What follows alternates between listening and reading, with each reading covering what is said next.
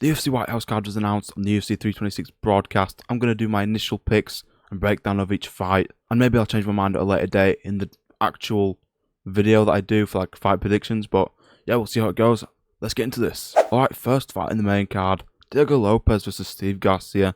Now this is kind of an insane matchup in my opinion. There's such like a big ranking difference, but both these guys are really good. They're gonna bring a scrap, like a nasty scrap. Steve Garcia, one of my favourite upcoming featherweights at the minute, disposed of David Onama in the first round of their Fight Night main event last year. Mean Machine, man, he's good. He's really good at fighting. So is Diego Lopez. Of course, coming off 2 losses to Volk, the UFC kind of have to do something like this where they give a contender a chance. Diego can't really realistically fight Volk a third time, even though they probably will book that fight eventually. No, they won't, no way. But yeah, for this fight, I kind of predict Diego Lopez to win, but Steve Garcia is very good. Of course, like, Diego Lopez is much better than David Onama. It's going to be a good fight for sure. Diego Lopez is like the most elite featherweight. I think Diego Lopez is a perfect test. He's not going to come to grapple. Steve Garcia is underrated as hell, man. He's got some good knockout wins over people like Melquizael Costa, who's rising up. He's now in the rankings. Like, bro, he's underrated as hell in my opinion. Give him a shot on the White House card. An American a shot on the White House card. Get to number 2. He could be next for the title if he beats Diego Lopez, you know? Steve Garcia's champion? That's crazy. I don't think he could beat Volk, honestly, but it'd be a good fight. Really good fight, honestly. Alright, second fight in the card. Bo Nickel, Kyle Daukaus. What the fuck? Who's Bo Nickel paying off to get him on these massive cards? Like, what does he do? He doesn't deserve it. And if he wasn't the card, why not fight a ranked contender to put yourself in the rankings and not Kyle Daukaus? Throw Gregory Robocop in there with him. Let Robocop get a slime out at middleweight. Yeah, Kyle Daukaus, his first UFC one was trash, but he's come and done really well in the UFC now. I'm actually quite a big fan of him. The Dark Knight got like 9 Dark choke submissions on his record. Bo Nickel, of course, come off that head kick over Rodolfo Vieira, is that his name? If I'm not mistaken, the jiu-jitsu guy. Looked really good in the fight. I'm actually a fan of Bo Nickel now after that fight. Not even gonna lie. But he shouldn't be on this card in my opinion. Like, Derek Lewis versus literally anyone would be a much better fight. Would it? Not really. But Derek Lewis's name on the card would be much better. Bo Nickel, I think he beats Kyle Daukaus. I don't like this fight on the White House card. It's probably the weakest fight in the card. Everyone else seems to be around a ranked fight or a championship fight. And these two are just unranked middleweights. And somehow the second fight in the card, not even the opener, is what it is, man. I'll go with Bo Nickel by decision. Alright, moving on to a fight that I predicted would happen. Mauricio Rufy versus Michael Chandler. Michael Chandler wanted Conor McGregor and they gave him Walmart Conor McGregor. What more can they do? I think they want McGregor against someone else on International Fight Week, so they're probably going to do that. But Mauricio Rufy should get a slime out over Michael Chandler. Michael Chandler, man, he could probably wrestle, but at the same time, he's just not good. To like land power punches, he has to swing. Mauricio Rufy could just then rock Chandler bad. Probably throw some flying knees at him, and he probably gets a finish in the first 2 rounds. Assuming this is a 3-round fight. I think all the fights are 3 rounds up until the championship fights, which is fair. This card shouldn't be very long, based on how some of these fights are looking to go. I think like these 4 fights here, Lopez, Bo Nickel, Mauricio Rufy, Sean O'Malley, they could all end in finish, in my opinion. Yeah, Rufy coming off that nice KO TKO win over Rafael Fiziev. Not many people picking him, but I did. I picked him. Shout out me, man. I'm the best. Chandler sucks. Got mauled by Paddy, mauled by Gaethje, mauled by Poirier, mogged up by Oliveira twice. He's just not very good. They should have gave him Conor McGregor. You know, wasted his career waiting out for that fight, which is it's his own fault. He should have just fought more. You know, Conor McGregor's not going to come back. You can't get McGregor on the White House.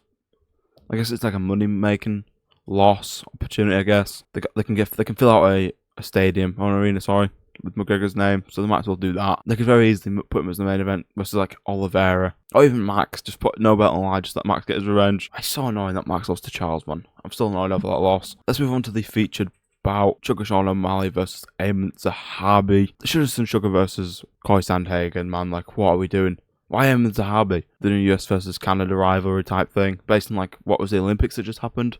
I don't know what sport they beat Canada in. I've literally no idea. I don't care. Sean O'Malley should be able to piece up Eamon Zahabi, maybe score a KO TKO. Zahabi's on a nice win streak though. Say he's like 37-38. He's on a nice run. Last feature of Vera. Kind of one-sided fight. At the same time, it was close in a lot of people's eyes. I don't think it was really that close. Sugar coming off that decision win over Song Yadong. Beautiful 3rd round, striking masterclass. You know, I think he should win this fight easily by KO TKO. They're saying the round 3. They say he just finds his chin in round 3 and just TKOs him. Maybe a bit of an early stoppage, you know. What the refs even going to be?